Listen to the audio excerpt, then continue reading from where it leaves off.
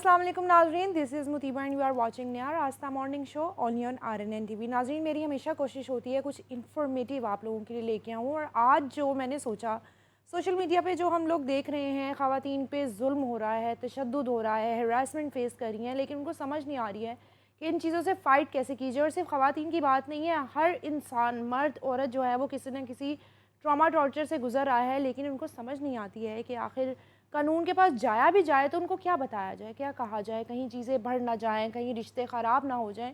तो आपके इन सारे सवालों का जवाब आज मैं लेके आई हूँ। आपने शो एंड तक देखना है क्योंकि बहुत बहुत इन्फॉर्मेटिव शो होने वाला है। आज हमारे साथ हैं एडवोकेट मोहम्मद इब्राहिम मिन्हास, तो आपको मिलवाएंगे और आपके सारे सवालों का जवाब जो है आज ये देंगे। अस्सलाम वालेकुम। वालेकुम अस्सलाम। कैसे हैं आप? अल्लाह का शुक्र, ठीक ठाक। ये क्या हो रहा है हमारी सोसाइटी में? मैं तो जब हम सुबह सुबह उठते हैं और जैसे ही सोशल मीडिया खोलते हैं, किसी ने किसी को कत्ल कर दिया, किसी ने किसी को जान से मार दिया है, चोरी हो गई है, अब्यूज़ हो रहा है, हरासमेंट हो रही है, तो सबसे ज़्यादा इश्यूज़ जो आपके पास लोग लेके आते हैं आजकल वो क्या है? देखें, सबसे पहले तो सब देखने वालों को मैं सलाम कहूँगा। उसके बाद ये कि आजकल जो है ना हमारी सोसाइटी के अंदर, अगर मैं कोई एक चीज़ आपको कहूँ कि एक चीज़ कोई हमें फ़ेस करनी पड़ रही है तो ये गलत होगा। ठीक है। इसके अंदर काफ़ी डिफरेंट चीज़ें हैं जो हमें फ़ेस करनी पड़ रही हैं। अगर मैं इसके अंदर स्पेसिफिकेशंस आपको दूँ कुछ, अगर मैं ब्रांचेस निकाल के आपको जी। बताऊँ, तो ज़्यादा जो रेशियो में केसेस हैं वो प्रॉपर्टी डिस्प्यूट्स के हैं आजकल। ओके। प्रॉपर्टी डिस्प्यूट्स के अंदर मैं इस तरह से लेके चलूँगा कि जब आपकी जायदाद के बंटवारे नहीं होते सही तरीके से फैमिलीज़ में, और जब लीगल हेयर्स रह जाते हैं, और जब बड़े जो हैं वो इस दुनिया से रुखसत हो जाते हैं, तो उसके बाद लड़ाइयाँ झगड़े इसके अलावा कुछ नहीं बचता। ठीक है। क्योंकि हर बंदे की कोशिश होती है ये ज़्यादा मेरे पास रह जाए, ये मेरे पास रह जाए, ये फ़लाँ चीज़ मेरे पास रह जाए, ये मेरे पास रह जाए। इस चीज़ की वजह से काफ़ी इश्यूज़ फेस करने पड़ते हैं लोगों को प्रॉपर्टी के डिस्प्यूट्स ठीक के है। लिए। फिर मैं ये कहूँगा कि आजकल जैसे एक भूख बढ़ती जा रही है लोगों के अंदर, फ्रॉड बहुत ज़्यादा हो रहे हैं प्रॉपर्टीज़ के रिलेटेड। अगर मैं बात करूँ यहाँ पर स्पेसिफिक परफॉर्मेंस के केसेस अगर मैं ले आऊँ, सूट फॉर पोजेशन हम करते हैं उसके अगर मैं ले आऊँ, स्पेसिफिक परफॉर्मेंस आजकल ज़्यादा इस तरीके से कि अगर हम लोग एग्रीमेंट कर रहे हैं किसी से, किसी चीज़ के रिलेटेड, कोई प्रॉपर्टी के रिलेटेड हमने किसी से कोई एग्रीमेंट किया है, वो एग्रीमेंट फुलफिल नहीं हो रहा। ठीक है। अब यहाँ पर अक्सर ऐसे होता है कि हम लोग कोई प्रॉपर्टी है, हम वो बेच रहे हैं, हमने एग्रीमेंट भी कर लिया, सब कुछ कर लिया, बयाना हमने ले लिया दूसरी पार्टी से। अब उसके बाद लोगों को बाज़ का ये मतलब लालच आ जाती है कि यार ये तो मेरी जो जगह थी ना, ये तो महंगी मैंने थी। 2 करोड़ में दे दी, ये तो 4 करोड़ की भी बिक सकती थी मेरी जगह। इस सिनेरियो में वो क्या करेगा, वो कहेगा यार अच्छा चलो ठीक है, मैं ना कोई स्टोरी बना लूँगा झूठी कि यार फलां चीज़ हो गई, ये हो गया, ऐसे हो गया, मैंने जो है वो प्रॉपर्टी, आपने पैसे लेट कर दिए जी, आपने मुझे जो गिवन टाइम है, लोग फ़र्द बयान नहीं देते, जिस टाइम तक मैंने फॉर एग्जांपल बयाना दिया जी। और गिवन डेट जो मेरी तय हुई है, उस डेट तक मैंने अगर बयाना नहीं दिया, सॉरी कंप्लीट पेमेंट नहीं की, उसकी रीज़न ये है कि जो फ़र्द बै है वो दूसरी पार्टी ने मुझे देनी है, उसके ऊपर मैंने रजिस्ट्री करानी है और सब कुछ करना है। जी। अगर दूसरी पार्टी ने मुझे तब तक गिवन टाइम तक फ़र्द बै ही नहीं दी, तो मैं कैसे पैसे जमा कराऊंगा ओके। जाके? ऐसे सिनेरियो के अंदर दूसरी पार्टी जो है वो अगली किसी और, कोई एक्स वाई ने आपस में सौदा किया है, वो जेड के पास चले जाते हैं, थर्ड पार्टी के पास जाके तो प्रॉपर्टी जो है वो ठीक है। सेल कर देते हैं कि जी हमने थर्ड पार्टी को प्रॉपर्टी सेल कर दी क्योंकि जी आपने हमें पैसे पूरे नहीं दिए। तो इस मतलब चीज़ के ये है ऊपर कि जब प्रॉपर्टी के ऊपर बहुत ज़्यादा प्रॉपर्टी के जो ऊपर इश्यूज हो रहे हैं, लेकिन क्या यहाँ पे अभी भी ये चल रहा है कि बेटियों को हक नहीं देना, बेटियों का, बहनों का जो हक है वो मार के बेटों को, भाइयों को दिया जा रहा है? देखिए ये तो हर जगह पे चलेगा और हर टाइम पे चलेगा, अभी भी चल ये रहा है? बिल्कुल चल रहा है। यहाँ पर होता है कुछ लोग जो है वो, मैंने ये भी देखा है कि कुछ लोग जो है वो बिल्कुल ईमानदारी के साथ जो है जायदाद जो है वो बंटवारा करते हैं। कुछ जगहों पे मैंने देखा है कि जो वालिदैन है जी। वो खुद से जो है ना वो बेटियों को बाज़ का ज़्यादा दे देते हैं अच्छा बेटों अच्छा की अच्छा निस्बत। अच्छा। और मैंने ये सिनेरियो भी देखे हैं कि बेटियों को बिल्कुल ना होने के बराबर दिया जाता है और बेटों को बहुत ज़्यादा दिया जाता है। तो ये सर्टन रेशियो नहीं है कि ज़्यादातर क्या है। हाँ, ज़्यादातर अगर मैं बात करूँ तो बेटों की तरफ ज़्यादा रुझान किया जा झुकाव है, सकता है। ठीक है। और हमारे माशरे में मैंने ये भी देखा है कि जो बेटियां अपने घरों में खुश हैं ना, वो खुद ही वो मांगती भी नहीं है। वो खुद से कह देती हैं कि जी, ज़्यादातर मैंने जी देखा जी है जी जी कि जो मतलब अच्छे घरों में शादियां हुई हैं, ठीक, वो अपनी फैमिलीज में खुश हैं, ठीक है, वो लोग वैसे ही जो है ठीक ना है, वो प्रॉपर्टी में से अपना हिस्सा छोड़ देते हैं छोड़ देती हैं। कि यार ठीक है हमें, क्योंकि उनको पहले से ये ना खुशबू इस चीज़ की आ रही होती है कि हमें लड़ाई होनी है, नहीं मिलना कुछ भी, तो वो ठीक फिर है। इज्जत के साथ खुद छोड़ देते हैं। बाद लोग हैं, अब मैंने ऐसे भी लोग देखे हैं, माँ बाप की डेथ हो गई है और जायदाद पड़ी हुई है, भाइयों ने कब्जा किया हुआ है, बहनें जो है वो अदालतों में जा रही हैं, अपना हक मांगने के लिए जा रही हैं, लेकिन नहीं हक मिल रहा उनको। ऐसे लोगों को आप क्या मैसेज देंगे? ऐसे लोगों को देखिए, लॉ बने हुए हैं ऐसी चीज़ों के ऊपर हम्म, कि परसेंटेज डिफाइन की हुई है, जो कि मैं पहले भी शो में बता चुका हूँ। हमें उसके हिसाब से चलना चाहिए कि बेटियों को तो पहले भी बेटों की निस्बत कम हिस्सा मिलता है, जी, बेटियों को उतना हिस्सा नहीं मिलता जितना बेटों को, लेकिन जितना एक सर्टेन हिस्सा डिफाइंड है, मेरे ख्याल में वो हिस्सा तो उनको मिल जाना चाहिए, अच्छा उनका वो भी राइट है। इस ये तरह, शरीयत की बात कर हाँ रहा हूँ लेकिन मैं वो आपको। इस तरह जस्टिफाई करते हैं कि जी शौहर के घर से भी इसको पैसे मिल रहे हैं, इसको नहीं, हमारे से भी ऐसा पैसे मिल रहे हैं, हम क्यों ऐसा दें? देखें, जब हमारी शरीयत में और हमारे कानून में ऐसा नहीं है, तो जी, लोगों के कहने ना कहने में फिर इस चीज़ में फ़र्क नहीं पड़ता। ठीक है। जब कानून ये नहीं है ना, कानून देखें, अगर ऐसे हो तो फिर तो कानून को ही कह देना चाहिए कि आप बेटियों को हमें ज़्यादा देनी नहीं चाहिए, ठीक है, या ये देख लेना चाहिए कि जो बेटी ज़रा थोड़ी सी अपने घर में खुश है उसको नहीं देना चाहिए, जिसके ठीक हालात है। ख़राब हैं उसको देनी चाहिए। क्राइटेरिया बन ऐसा जाए। कुछ नहीं है, चाहे कोई अपने घर में खुश है, अमीर है, चाहे कोई इतना खुश जी, नहीं है, इतना वेल ऑफ नहीं है, जो जायदाद का हिस्सा है वो अमीर के लिए भी उतना ही है, गरीब के लिए जो भी, हकदार है। जो अच्छा अभी हकदार। आपने एक बात की कि बेचारियां कोर्ट कचहरी के जो है धक्के खा रही होती हैं, आ रही होती हैं, इंसाफ नहीं मिल रहा होता। क्यों नहीं मिल रहा होता? कहाँ पे लैग कर रही होती हैं? क्या वो पैसे लगा देते हैं अदालतों को, वकीलों को, झूठे केस करते हैं, क्यों उनको इंसाफ नहीं मिलता? देखें, इसका मैं आपको जवाब देता हूँ। हम्म, हमारे माशरे में आप देखें कि औरत ज़ात अदालत में वैसे भी जाना पसंद नहीं करती। जी, उसकी वजह ये है कि अदालतों में ऑब्वियसली हम जाते हैं, एक हमारे माशरे में देखा जाता है कि अदालतों में औरतें कंफर्टेबल फील नहीं करती जी, जाके, और जब अदालतों में औरतें कंफर्टेबल फील नहीं करती, और कौन सी औरत है जो अदालतों में रहना पसंद करेगी, जी, ठीक है, तो लोग इस चीज़ को अपने बचाने के लिए वैसे भी थोड़ा सा ना गुरेज करते हैं कि यार ठीक है, अगर मिल गया हिस्सा ठीक है, नहीं है तो कहाँ वो लड़ते। मर्द के पास एक माशरे में ये चीज़ है कि मर्द कहता है कि ठीक है हम अदालत में जी, चलते हैं, जी, मर्द तो आराम से मूव ऑन कर सकता जो है ना, मूव औरत कर है सकता है। उसको थोड़ा सा अदालत में जाते हुए डर शर्म भी लगता फील है। होगी, डर भी फील होगा। हाँ, फिर कुछ औरत को जब डरा दिया जाए जी, जी, जी, कि अदालतों में जाओगी, हालांकि मैं एक वकील हूँ, जी, हम अदालत में जाते हैं, अदालतों में ऐसा मतलब कुछ ऐसा नहीं है कि अदालत में जाया जाए, ठीक है, सबके लिए बराबर है अदालतें, अदालतें सबके लिए बराबर चलती हैं, चाहे वो मर्द हो चाहे वो औरत हो, अदालत ने तो किसी को डराना तो नहीं है। जी, बट हमारे माशरे में एक औरत को ये कह दिया जाता है कि अदालत में नहीं जाना, अदालत में जाओगी ये सेफ हो नहीं है। जाएगा, वो हो जाएगा, वो तो आदमी अच्छा है। ऐसा कुछ नहीं है, सही सही बताना आपने, ऐसा क्या कुछ चीज़? नहीं है, अदालतें सेफ हैं औरत के बिल्कुल लिए। सेफ है अदालतें। ठीक है। देखिए, जो कुछ लोग मिलके सिस्टम को ख़राब करते हैं, मैं उनकी बात तो नहीं कर रहा, ठीक है, वो ठीक तो है। हर जगह पे होते हैं, जो कुछ लोग मिलके सिस्टम को थोड़ा सा ख़राब करें, लेकिन इटसेल्फ अगर देखा जाए, हम अपना लॉ देखें, हम अपनी शरीयत को देखें, हम अगर अपना जो मतलब उन कुछ चंद लोगों को निकाल के जी, देखें, तो बिल्कुल सबके लिए हमारी, देखें हमारी इस टाइम जो मैडम चीफ जस्टिस हैं जी, जी, वो मैडम है, बिल्कुल, ठीक है, वो फीमेल है। फीमेल है। हमारी जो मतलब लेडी सिविल जजेस हैं जी, वो जी, भी जी। जजेस हैं, तो क्या खातून अदालतों में नहीं आती? और वो इस टाइम मतलब मतलब डरना नहीं जजेस चाहिए, भी खवातीन है, कॉन्फिडेंटली अगर ऐसा जाना हो तो चाहिए। बिल्कुल ऐसे ही है।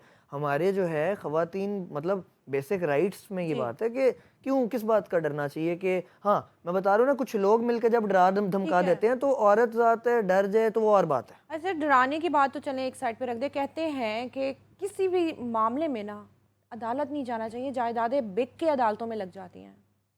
ये कहाँ तक हकीकत है? देखिए, जब लीगल वे में अगर मैं आपको बताऊं तो जो हमारा एक तरीका होता है लॉयर्स का, वो ये होता है कि हम लोग एक दफ़ा वन टाइम में, जो प्रोफेशनल लॉयर जी, हैं, वन टाइम मतलब एक दफ़ा आपने जब केस किसी का लिया, फॉर एग्जांपल मेरे पास कोई बंदा आता है अपना केस लेके, मैं उसके अंदर देखूंगा कि केस किस नोयत का केस है, ठीक है। ये कोई क्रिमिनल केस है, खा ये सिविल केस है, या ये जिस भी नोयत का केस है, फैमिली केस है, जो भी है, मैं देखूंगा कि यार इस केस में टाइम कितना लगेगा और मेहनत कितनी लगेगी, ठीक है। मुझे इस केस के अंदर कितना टाइम जो है वो देना पड़ेगा, मेरी सर्विसेज कितनी लगेंगी, मेरे एक्सपेंस कितने आएंगे। उस सारी चीज़ को मद्देनज़र रखते हुए जो मुझे प्रोफेशनल फ़ी अच्छी लगेगी कि यार ये मेरे लिए रीज़नेबल है और ये मेरी प्रोफेशनल फ़ी होनी चाहिए, वो फ़ी मैं कोट कर दूंगा उनको कि ये मेरी प्रोफेशनल फ़ी है, उसके जिसके अंदर सारे अलावा खर्चे आ गए हैं। उसके अलावा ये जो होता है कि अगर आपका ये मामला हल हो गया तो इतनी परसेंटेज जो है वो आप मुझे नहीं, दे दें। ऐसा कुछ भी नहीं है। ये मैंने अपनी प्रैक्टिस के अंदर तो ये चीज़ कभी नहीं, और मैंने जितने मैं अपने इर्द गिर्द लॉयर्स को जानता हूँ, ये चीज़ मैंने कभी प्रोफेशनल वे में नहीं देखी कि कोई वकील कहे कि मैं आपका ही केस करूँगा तो जायदाद की इतनी परसेंट जी, मुझे जी, दे जी। देना, ये नहीं है। ठीक है। और ये लीगल भी नहीं है, और ना वैसे मैंने ऐसा देखा भी नहीं, ठीक है। हाँ, नहीं, हम अगर बड़े केसेस सुनते हैं कि आप वकीलों ने लूट लिया, वकीलों ने खा लिया। मैं वही बात कर रहा हूँ कि आपकी वो बात ठीक है। हाँ। मैंने आपको फिर को कहा ना कि कुछ लोग सिस्टम को अगर मिल के ख़राब कर रहे हैं तो मैं उन एक्सेप्शंस की बात नहीं कर रहा। ठीक है। लेकिन मैं आपको एक प्रोफेशनल, क्योंकि मैं आपसे बात करूँगा प्रोफेशनल वे ओके। कि प्रोफेशनलिज्म क्या कहती है। प्रोफेशनलिज्म ये कहती है कि आपको एक प्रोफेशनल फ़ी जो है वो आपको पता लग गई, वो आपने कोट कर दी जी। क्लाइंट को। उसके बाद उसी के अंदर सारे खर्चे हैं कि जी नोटिस करवाने हैं, ओके। अखबार इश्तिहार कोई कराना ये है, नहीं कि अब फलां ये खर्चा नोटिस है। जा रहा है इतनी फीस भेज दें, अब ये नोटिस जा रहा है इतनी मेरे फीस। पास एक फॉर एग्जांपल केस आएगा ना, कोई प्रॉपर्टी डिस्प्यूट है, मैं कहूँगा यार इसके अंदर ना मैं आपसे 3 लाख फीस लूँगा। ओके। अब पूरा केस चाहे वो 10 साल चले, चाहे वो साल चले, चाहे वो ओह! 2 महीने चले, चाहे वो 1 दिन चले, जितने मर्ज़ी जितना नोटिस, मर्ज़ी जो चले, जो मर्ज़ी, मर्ज़ी हो, वो आपका। वो मेरी ज़िम्मेदारी है, वो मैं फिर ओके। नहीं माँगूँगा, ठीक है? ठीक है। अब कुछ लोग ऐसे भी होते हैं कि वो कि यार चलो कुछ फ़ीस आप हमें अभी दे दो, हुँ। कुछ फ़ीस आप हमें केस के बाद दे देना। हाँ जी, अगर थोड़ी-थोड़ी इस करके। एक्सेप्शन की बात करें तो ये भी ठीक है जी। कि यार बाज़ लोग ये बात करते हैं कि प्रोफेशनल फ़ी मेरी जी, इतनी जी। है, लेकिन अभी आप मुझे इतनी दे दें, बिल्कुल। इतना चंक जो है मैं आपसे केस के बाद मैं आपसे ले लूँगा, ठीक है। ये बात ठीक है। लेकिन अगले बंदे को ये कहना कि ये जायदाद है, मैं तुमसे फ़ीस भी ले रहा हूँ, और लेकिन परसेंटेज। कल को जब ये जायदाद तुम्हारे नाम ये रकबा हो जाएगा तो इसमें से 25% तुम मेरे नाम जी। करोगे, ऐसा नहीं, ये ज़्यादती है। ऐसा नहीं होता। अच्छा इब्राहिम, अगर कोई खातून आती हैं, उनका ये प्रॉपर्टी डिस्प्यूट चल रहा है, इशू चल रहा है, आपके पास आती हैं किसी भी वकील के पास, तो कितनी अमाउंट जो है फ़ीस की वो होती है? क्या वो अपने माइंड में बना के आएँ कि वकील ने मुझसे इतना चार्ज करना है? देखिए इसकी कोई सर्टेन अमाउंट तो नहीं होती। मैं आपको कहूँ कि इसकी गवर्नमेंट ने फ़ीस फिक्स की हुई है कि इस चीज़ की इतनी फ़ीस है, इस चीज़ की इतनी फ़ीस है, ऐसा ओके। नहीं है। ये सब्जेक्ट टू हर वकील का अपना एक प्रोफेशनल लाइफ है, और वकालत एक शोबा ऐसा है कि जो इसको ज्वाइन करता है हुँ। वो इसके अंदर अपनी मर्ज़ी से जो है फ़ी चार्ज करता है। कुछ वकील हैं वो 20-25 हज़ार भी ले लेंगे, अच्छा, अच्छा, अच्छा, अच्छा, कुछ अच्छा, ठीक है। वकील हैं वो लाख भी ले लेंगे, कुछ वकील हैं वो 3-4 लाख भी ले लेंगे। तो ये एक्सपर्टीज़ के अकॉर्डिंग होता है। कुछ सीनियर वकला होते हैं ऑब्वियसली, उनका एक अच्छा नाम होता है, वो अच्छी फ़ीस चार्ज करते हैं। ठीक है। फिर जो कुछ बिगिनर्स होते हैं वो अभी ऑब्वियसली अगर उनको कोई केस आता है बिगिनर्स को, तो अपने सीनियर के साथ अगर मिलके करते हैं तो वो ज़रा मुनासिब फ़ीस चार्ज करते हैं। तो इसके अंदर अगर मैं आपको ये कहूँ कि कोई सर्टेन अमाउंट है तो वो ऐसा नहीं है। बाकी देखें गवर्नमेंट जो है ना, जब कोर्ट्स के अंदर ऐसी चीज़ें फिक्स्ड होती हैं, जैसे कोर्ट फीस है जी। 15,000 जब फिक्स्ड है इन सर्टेन केसेस, तो 15,000 फिक्स्ड ठीक है। कोर्ट फीस है। हुँ। टिकट जो आप लगाते हैं वकालतनामे पे जी। वो फिक्स्ड प्राइस है, 100 रुपए की टिकट होनी चाहिए, वो फिक्स्ड है। ठीक है। जवाब दावे पे टिकट लगानी है वो फिक्स्ड है, ये चीज़ें तो फिक्स्ड है। हुँ। बट ये जो लॉयर की लीगल प्रोफेशनल फ़ी होती है, ये हर बंदे की अपनी एक्सपर्टीज़ के अकॉर्डिंग वो चार्ज। और सारा जो प्रॉपर्टी के केसेस हैं, इश्यूज़ हैं, वो इतने बड़े नहीं हैं जितने हम लोगों ने बना लिए हैं। हम लोग अपने सोचों में देखिए ही मैं डर गए आपको बैठ यहाँ पर जाते हैं। थोड़ा सा एक मैं चीज़ बताता चलूँ, हाँ। जो मैं आपको उस टाइम भी पहले बात कर रहा था वो बीच में रह गई कि केसेस जो है ना वो बड़ा छोटा नहीं होता, केस तो केस है। वकील के लिए एक केस जो आ गया वो उसने पूरी मेहनत से करना है, जी। चाहे वो कोई 2 लाख का केस है, कोई 2 लाख, 3 लाख, 4 लाख, 5 लाख की अमाउंट की हाँ। कोई एग्रीमेंट का केस है, चाहे वो 1 अरब रुपए का कोई ठीक प्रॉपर्टी है। का केस है, चाहे वकील वो के लिए 50 सब करोड़ का है, सेम है। वकील के लिए सब बराबर है। दूसरी बात, जो केसेस हमारे पास आते हैं ना, जैसे मैं आपको पहले बता रहा था, स्पेसिफिक परफॉर्मेंस है, ओके। एग्रीमेंट्स के रिलेटेड स्पेसिफिक परफॉर्मेंस करवानी है। हुँ। ये हमें पता होता है कि यार हमारे पास कोई केस आ रहा है, एग्रीमेंट के रिलेटेड है, कोई स्पेसिफिक परफॉर्मेंस करवानी है, थोड़ा सा एग्रीमेंट में खराबी पैदा हुई है, हम उसको लेके चलेंगे। ठीक है। पोजेशन का केस आता है कि यार पोजेशन दिलानी है एक बंदे को, हुँ। ठीक है, कि यार ये बंदा है, प्रॉपर्टी इसकी है, लेकिन थोड़ी सी चीज़ों की आगे पीछे होने की वजह से अभी वहाँ पर कोई और बंदा रह रहा है, ओके। या वो उसकी पोजेशन किसी और के पास है, चाहे वो कब्जा है चाहे कुछ हुँ। और है, तो हमें पता है यार पोजेशन हमने उस बंदे को लेके देनी। ठीक है। इसी तरह रिकवरी का कोई केस आता है, हुँ। हमें पता है यार ये फलां बंदा है, इसने उधार या किसी भी चीज़ की मद में इस बंदे से फलान टाइम पे पैसे लिए, तो इसको हमने पैसे वापस करवाने, ठीक है। तो वो रिकवरी, सूट फॉर रिकवरी आ गया। फिर इसके बाद थोड़ा सा हम आगे चलें, रिकवरी में ही हमारे पास आ जाता है आगे ऑर्डर 37 का सूट। ऑर्डर 37 भी रिकवरी, हाँ अलबत्ता वो थोड़ा डिफरेंट इसलिए क्योंकि वो 489F पहले आप चेक डिसऑनर होता है उसके ऊपर आप चलते हैं, बट है वो भी रिकवरी की ओके। ब्रांच है। सो ये सारे केसेस जो हैं ये हमारे आते हैं सिविल लिटिगेशन के ऊपर, ठीक है। ठीक है। फिर आगे हम फैमिली लिटिगेशन के ऊपर आ जाते हैं, फिर आते हैं क्रिमिनल लिटिगेशन के ऊपर। ओके। ये आपको सारा कुछ बताने का मकसद ये है कि देखें इन सारी चीज़ों के ऊपर हम बात अगर करें तो हैं सारी लिटिगेशंस, जी। बट हमने हर चीज़ की ब्रांच अलहदा क्यों कर दी? जी। उसको अलहदा करने की रीज़न सिर्फ ये है कि हर चीज़ की आप डॉक्टर के पास जाते हैं, किसी चीज़ का आप मर्ज़ लेके जाते हैं, आपने किसी चीज़ का इलाज करवाना है डॉक्टर से, आप उसको अपनी बीमारी बताएंगे कि यार मुझे इस चीज़ का मसला है, मेरी ये चीज़ जो है कान का मसला है, गले का मसला है, नाक का मसला है, तो आप उस चीज़ के स्पेशलिस्ट के पास जाएंगे। जी। जी। तो आपके क्वेश्चन को मैं इस तरीके से लूँगा कि स्पेशलिस्ट के पास जाने की बात अगर मैं करूँ तो आप उस चीज़ के उस फील्ड के स्पेशलाइज्ड वकील के पास जाएंगे। ओके। साइबर क्राइम है, ये नहीं है रैंडम, नहीं हर किसी का स्पेशलाइजेशन आ डिफरेंट जाती है होता जी, है। ओके साइबर ओके क्राइम है, ओके ओके ओके। अलहदा फील्ड है। क्रिमिनल के लॉयर के पास जाना है, कोई मर्डर ट्रायल है, कोई क्रिमिनल लिटिगेशन है तो आप क्रिमिनल के वकील के पास जाएंगे। सिविल लिटिगेशन है तो आप सिविल के वकील के पास जाएंगे। बैंकिंग केस है तो आप बैंकिंग कोर्ट के वकील के पास जाएंगे। ओके। इसी तरह आपको कोई कॉर्पोरेट सेक्टर का केस है तो आप कॉर्पोरेट के पास जाएंगे। इस तरीके से सर्टन ब्रांचेज हैं। ठीक है। फैमिली लिटिगेशन वो सिविल में आ जाती है, आप उसके अच्छे वकील के पास। फिर ट्रायल के कुछ अलहदा लॉयर्स होते हैं जो हाई कोर्ट में सॉरी नीचे जाते हैं जो ट्रायल करते हैं, फिर ऊपर हाई कोर्ट के अलहदा आ जाते हैं जो रिट पिटिशन के अंदर या उन चीज़ों के अंदर। सो ये ब्रांचेस लॉयर्स की फिर आ जाती हैं सर्टन। उन ब्रांचेस के हमें देखना चाहिए कि वो कौन सा स्पेशलाइज्ड किस फील्ड में लॉयर है।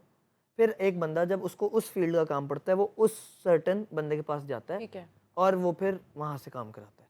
सो ये कुछ जो है टर्मिनोलॉजीज हमारी आ जाती है। अच्छा मुझे बताएं, जो माँ बाप होते हैं वो जब प्रॉपर्टी ख़रीदते हैं या करते हैं, बांट करते हैं, सबसे बड़ी गलती कहाँ पे करते हैं जो बाद में बच्चों के लिए बड़े मसले बन जाते हैं? देखिए एक बाप ने मैं कहूँगा, जी। ऑब्वियसली अगर माँ वर्किंग वुमन नहीं है तो बाप की बात करूँ। अगर बाप ने एक प्रॉपर्टी खरीदी और वो प्रॉपर्टी खरीद के वो बाज़ औक़ात ये होता है कि ना अपनी ज़िंदगी में कह देते हैं ये फ़लानी चीज़ ये फ़लाँ बेटे की है, ये फ़लानी चीज़ ये फ़लाँ बच्चे की है, ये फ़लानी ये फ़लाँ की। उन्होंने बाइफरकेट कर दिया, वर्बली ठीक है, कह दिया। ये फ़लाँ जगह फ़लाँ, मतलब उन्होंने बता दिया ना। तो उनको ये चाहिए कि वो अपनी ज़िंदगियों में ही उस चीज़ को रिटर्न भी ठीक है। बच्चों के नाम पर कर दें ताकि कल को उन बच्चों को इस चीज़ का सामना ना करना पड़े ये कि मेरी ये मेरी है तो ये है। तुम्हारी है, इसके अंदर मेरा हक है तो उसके अंदर मेरा हक है, ठीक क्योंकि है। बाद में बड़ी लड़ाई। इवन के मैंने ऐसे केसेस भी देखे हैं कि ये तो प्रॉपर्टीज तो बड़ी चीज़ है ना, गाड़ियों के ऊपर लोगों की लड़ाइयाँ मैंने देखी हैं कि यार ये गाड़ी है, ये हमारे बाप ने खरीदी थी ये गाड़ी, तो इस पे तो हम सबका हिस्सा है, ठीक है। अब फॉर एग्जांपल एक बाप ने अपने एक बेटे को गाड़ी ले दी कि यार ये तुम्हारी गाड़ी है, जी। वो बच्चा तो यही कहेगा ना कि ये मेरे बाप ने मुझे लेकर दी थी तो गाड़ी मेरी है, लेकिन वो ये कहेगा नहीं, बाकी बच्चे कहेंगे खरीद के तो हमारे बाप ने दी थी तो ना, हम तो हम सब की, इसको बेचो, हम सबका हिस्सा हो। सो मेरे ख्याल में बाइफरकेशन ना कर देनी चाहिए अपनी प्रॉपर्टीज, ज़िंदगी में। ये एक जो है चीज़ उनको कर देनी चाहिए मेरी नज़र में, जो बेहतर है अपनी ज़िंदगी में ना प्रॉपर्टी की डिस्ट्रीब्यूशन टाइमली कर देनी चाहिए। अगर टाइमली वो नहीं प्रॉपर्टी की डिस्ट्रीब्यूशन करते, उसकी वजह से ये सारे इश्यूज़ हैं फिर ही आते हैं। प्लस ये सिर्फ बेटों के लिए नहीं मैं कह रहा, ये बेटियों के लिए भी है। जी। बेटियों के लिए भी उस हिसाब से सारा कर देना चाहिए कि ये चीज़ आपकी है तो ये चीज़ आपकी है, ताकि कल को सारा कुछ स्मूथ रहे। और वो वर्बली नहीं होना चाहिए, वो रिटर्न होना चाहिए, ताकि रिटर्न चीज़ें जो हैं वो दर्ज होके वो प्रॉपर्टीज़ बच्चों के नाम पर हो जाएं। अच्छा ठीक है, अपनी लाइफ में। अच्छा कभी ऐसे हुआ है कि कर दिया, पेरेंट्स ने लीगल काम सारा कुछ कर दिया कि मेरे मरने के बाद बाप ने कि ये ऐसे ऐसे होगा, फिर भी बेटों ने बेटियों का हक करते हैं कुछ लोग, झूठे स्टैम्प पेपर बना लेते हैं, झूठी वो चीज़ें बना लेते हैं। बाज़ वक़्त मैं मतलब ऐसा नहीं कि सिर्फ बेटियां भी बाज़ वक़्त ऐसे काम करती हैं। मैं ओवरऑल बात कर रहा हूँ, मैं मतलब जो है वो सर्कमस्टांसेस ओवरऑल लूँगा कि बाज़ वक़्त बेटियां ही काम करती हैं, मतलब अपने शौहर के, उसके शौहर ने कह दिया कि जी ये चाहिए ये प्रॉपर्टी है, इस पे तो तुम्हारा है, तो वो बाज़ वक़्त वो लोग भी फिर करते हैं कि जी ये प्रॉपर्टी है, झूठे कुछ स्टैम्प पेपर बना लिए, कोई झूठा किसी टाइम का। इवन मैं आपको यहाँ तक बताऊँ प्रॉपर्टी के पीछे। मैंने यहाँ तक भी एक, मुझे भी पिछले दिनों कोई महीना 2 महीने पहले एक केस आया कि एक बेटे ने, 4 बेटे थे, एक बेटे ने, उसका बाप कॉमे में था, कॉमे में रहते हुए बाप का अंगूठा जो है वो स्टैम्प पेपर पे लगवा लिया, ठीक है, कि ये जायदाद सारी मेरे नाम होगी। तो ये सब चीज़ें एक्सेप्शंस हैं। मैं ओवरऑल सबको नहीं कि हर बंदा ऐसे जी जी, लेकिन लेकिन होता है, एक्सेप्शंस, ऐसी चीज़ें जो है वो एक्सेप्शंस होती हैं हमारे में। बहुत कुछ हो जाता है। ये है हमारे माशरे में, बिल्कुल। और जो बैंक में पैसा पड़ा हुआ है, बाप का बैंक में पैसा पड़ा हुआ है, उसका क्या करें? उसमें होता है कि जब डेथ के बाद बैंक अकाउंट है उसका, आप जी। सेशन सर्टिफिकेट बनता है पूरा लीगल। पहले आप लीगल हेयर्स की कोर्ट से आप जाते हैं, लीगल हेयर्स की आप ठीक है। लीगल वारसान जिसको हम कहते हैं, उसकी आप डिग्री लेते हैं। उसके बाद आपका उसके ऊपर आप सक्सेशन सर्टिफिकेट आपका बनता है, ओके, जो आप फिर बैंक में ले जाते हैं। तो आप अपने आप को डिक्लेयर करते हैं एज के हम लीगल हेयर्स हैं। ठीक है। फिर वो सारे जो है वो पैसे वो लीगल बांट हेयर्स दो। में वो बांटे जा सकते अच्छा, हमने बच्चों की तो बात कर ली, जो पीछे बीवी रह जाती है वो कहाँ जाती है? फिर उसके हिस्से में क्या आता हैं। है? बीवी का भी हिस्सा होता है। मैं वही आपको बता रहा हूँ कि बीवी बच्चे हिस्सा सबका होता है। लेकिन फिर हम ये देखते हैं कि बाप की डेथ हो गई है और माँ जो है ओल्ड होम में भेज दिया बच्चों ने। देखिए मैं वही बता रहा हूँ ना कि एक्सेप्शंस तो फिर हैं। आप कह रही हैं कि बाप की डेथ हो गई तो माँ को उन्होंने ओल्ड एज होम में भेज जी। दिया। चलिए आप मुझे एक बात बताएं कि आपने अपने इर्द गिर्द कितने ऐसे केसेस देखे होंगे? नहीं, बहुत कम। बहुत कम। हम्म। तो फिर वही बात करूंगा, एक्सेप्शंस तो हमारे माशरे में हैं, ऐसे लोग पाए जाते हैं। ओल्ड एज होम्स क्यों बनते हैं? भरे हुए हैं। जी। सबसे पहले तो मैं ये बात करूंगा कि जिस माँ ने आपको पैदा किया, आपको पाला, आपको इस स्टेज पे लाके अब आप अपनी फैमिली चला रहे हैं, आप इतने इस काबिल आपको काबिल हो गए बनाया, हैं, बिल्कुल ऐसे है। जिस माँ ने आपको पाला है, जब वो बूढ़ी हो गई, जब वो मोहताज, चलो मोहताज ही हो गई हाँ ना, जी, मोहताज ही होते हैं ना मोहताज होगी बच्चों तो के। आप उसको जाके तो ओल्ड एज होम में छोड़ा है। तो ये बात मेरे ख्याल मैं ही नहीं, जी। जितना भी मतलब लोग देख भी रहे हैं, आप भी, और जितने लोग यहाँ मौजूद हैं, ये सबको पता है कि ऐसे लोग जो हैं ये क्या कर रहे हैं और उनका अंजाम फिर क्या होता है। अच्छा, उन पेरेंट्स को आप क्या मैसेज देंगे जो इतना कुछ बनाते हैं? मैं अभी एक बाबा जी का इंटरव्यू देख रही थी कि मैंने करोड़ों की जायदाद बनाई और बेटों ने मुझे घर से निकाल दिया। तो उन माँ बाप को आप क्या मैसेज देंगे कि अपना जो बुढ़ापा बचाने के लिए वो किन स्टेप्स को जो है फॉलो करें और अपने जहन में रखें कि अपनी ज़िंदगी में तो ये नहीं करना? देखिए मतलब ऐसे लोग जो हैं एक्सेप्शंस, मैंने आपको ये क्यों कहा है कि लेकिन फिर भी जब आपने जैसे कहा ना कि अपनी ज़िंदगी में ही कर देना चाहिए, फिर वहाँ पे हमने देखा है कि बहुत ज़्यादा तादाद में मसला होता है। देखें, ज़िंदगी में कर देना चाहिए, सब कुछ कर देना चाहिए, लेकिन मैंने ये नहीं कहा कि जो उनका मतलब थोड़ा बहुत जो उनका बुढ़ापा गुजारने के लिए जो चीज़ होनी चाहिए वो भी वो दे दें। ठीक है, जो उन्होंने जायदाद बनाई है, कुछ लोगों का जैसे इरिगेशनल लैंड होती है, ज़मीनें होती हैं लोगों की, तो लोग वो ज़मीन का बंटवारा कर देते हैं क्योंकि उन्होंने ज़मीन पर तो नहीं रहना। लेकिन ये है कि अब कुछ लोगों की ज़मीनें नहीं होती, कुछ लोग ये है कि पेंशन आ रही है, पेंशन पे गुजारा कर रहे हैं। ऑब्वियसली जब तक उन लोगों की ज़िंदगी है, उन्होंने उनकी पेंशन आ रही है, वो पेंशन तो ऑब्वियसली वो किसी को नहीं दे सकते। और पेंशन का रूल ये है कि अगर बीवी जिंदा है तो बीवी को मिलती है, ठीक है। और अगर कोई बेटी है जिसकी शादी नहीं हुई या जो बेवा है, उसको पेंशन मिलती है। ठीक है। तो जो लोग तो मतलब ऐसे रिटायर्ड तबका है, उनके लिए तो ये कि वो तो पेंशन उनको मिलती मिल है, रही है, उनका सिस्टम चल रहा सिस्टम है। ठीक है। जो बिजनेस टाइप मतलब फैमिलीज हैं, उनके लिए मैं ये कहूँगा कि देखें, इतना तो वो अपने पास उनका होता ही है कि उनका बुढ़ापा जिसमें गुजर जी। और फिर मैं ये कहूँगा कि हर औलाद एक जैसी नहीं होती कि हर औलाद छोड़ा है, कुछ लोग अपने पास भी रखते हैं, और पाकिस्तान में तो ज़्यादातर लोग अपने पास अपने माँ बाप को रखते हैं। अब हर घर में जाएं, चले 1-2% जो ओल्ड एज होम में छोड़ा थे, कितनी आबादी उनमें से 1% 2% ओल्ड एज होम में छोड़ देंगे, बाकी मैंने ऐसे भी लोग देखे कि बुढ़ापे में अगर उनके बच्चे मतलब बेटे 3-4 हैं तो वो उनमें से एक आधा उनके साथ ही होता है, जो एक आधा को ऐसा होता है साथ रहता है, इकलौता है। तो वो मैंने देखा इकलौते तो साथ ही रहते हैं। हाँ, एक्सेप्शन है कि बाहर के मुल्क कहीं कोई जॉब कर रहे हैं, कुछ कर रहे हैं, तो यहाँ पर कोई ना कोई लुक आफ्टर करने के उनके होता है। और सोसाइटी में जो मैंने ज़्यादातर ये चीज़ देखी है कि हमारी सोसाइटी में ना अभी भी कहीं ना कहीं वैल्यूज़ जिंदा हैं ज़्यादातर लोगों आपने की। खुद ही कहा अभी भी कहीं ना कहीं वैल्यूज जिंदा है, लेकिन कहीं ना कहीं मैं बता रहा हूँ क्योंकि नजर नहीं आ रही। फैमिलीज के मैं आपको अंदर सही बता रही हूँ। कस्टम्स और रिवायत जो है ना वो अभी भी जिंदा है। ठीक है, उसकी रीज़न मैं बताता हूँ। ज़्यादातर लोग पहले ना एक घर में एक बंदा कमाता था, पूरी फैमिली खाती थी। जी। अब एक घर में 7 लोग हैं ना, 7 कमाते हैं और 7 खाते हैं और फिर भी तंगी होती है, जी, ठीक है? क्यों? तो ये रीज़न है ना कि हर बंदा अपने कमाने की दौड़ में इतना आगे चला गया है मैं इससे ज़्यादा कमा लूँ। कि मैं नहीं, अपना अपना पूरा करने के लिए। ठीक है। जितनी आप देखें महंगाई बढ़ गई जी, है जी, जी, और जी। चीज़ें उस स्टेज पे चली गई हैं कि अपना ही पूरा नहीं हो रहा, जी, तो फिर लोग इस वजह से उस चीज़ में इतना ज़्यादा आगे निकल गए हैं, फ्रस्ट्रेट हो गए फ्रस्ट्रेट हो हैं, गए एंगर कि इश्यूज़ हैं। वो मतलब वैल्यूज़, लेकिन वैल्यूज़ मैंने कहीं ना कहीं की जो बात की है कि वैल्यूज़ कहीं ना कहीं भी जिंदा इसलिए हैं, कहीं ना कहीं मतलब कि डीप कहीं वैल्यूज़ हर इंसान के अंदर हर जिंदा इंसान में हैं। होती है, बिल्कुल ऐसे है। वो इस वजह से है कि आप देखें कि बड़ों की इज्जत करना, मैंने अभी भी देखा जो आजकल अब जो नई जनरेशन है, ये तो ऑब्वियसली अभी मुझे नहीं आइडिया, ये तो आगे चल क्या के क्या चल निकलता है, हाँ, उनका लेकिन जो माइंडसेट क्या पिछली है? जनरेशन है उनके अंदर ये है कि इज्जत अभी भी माँ बाप की वो बहुत करते हैं। मैं जिस फैमिली से हूँ, मेरी फैमिली के अंदर हमारे बड़े, अभी तक अल्लाह उनको लंबी ज़िंदगी दे, अभी भी वो ज़िंदा हैं और अल्लाह उन्हें ज़िंदगी दे, हम इकट्ठे रहते हैं और हमारा बेशक हम एक घर में नहीं रहते, लेकिन हमारा आना जाना, ठीक ये है। चीज़ उनके मतलब इज्जत देना और फिर सिस्टम बड़ों को फील कराना कि हमारे बड़े अभी जिंदा हैं और हम उनके साथ अभी भी मतलब उनको किसी चीज़ की कमी महसूस नहीं कराते, तो ये बहुत बड़ी बात होती है। लेकिन फिर वही बात कि कुछ लोग हैं जो ओल्ड एज होम में छोड़ आते हैं। अच्छा, मेरी अपनी अगर मैं फैमिली में दूर दूर देखूँ, मैंने ऐसा कभी नहीं देखा। Thank you so much Ibrahim. Welcome. जी हाँ नाज़रीन, आज हमारे साथ है advocate Ibrahim Minhas law associate से। तो हर हफ्ते इनसे मुलाकात होगी, तब तक अपना बहुत ख्याल रखिएगा और शो देखते रहिए। अल्लाह हाफ़िज़।